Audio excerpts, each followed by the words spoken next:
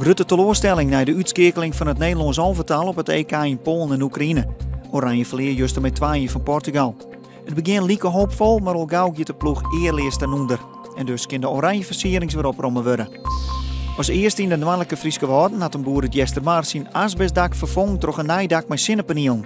Het project is skin- en energie-neutraal, maar boeren oerheljen om het asbest van de stal te heljen en zonnepanelen te plaatsen.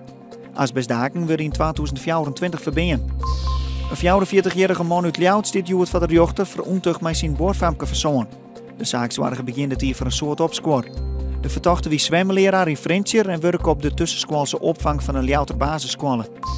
Epke Zonderland had op het NK Turnen in Rotterdam de nationale titel pakt op de tastellen Breg en Rek. Onder het Rek liet Zonderland voor het eerst zijn 3 dubbele vlechtelement zien. En ook op de Bregen pakte Zonderland de titel. De Friese turner docht deze simmer mee onder de Olympische Spelen in Londen. Joenen vannacht opklaring zijn rustig waar, de temperatuur leidt om de 8 graden hinnen. Morgen een warme dag met een soort zinnen, het wordt als 21 graden.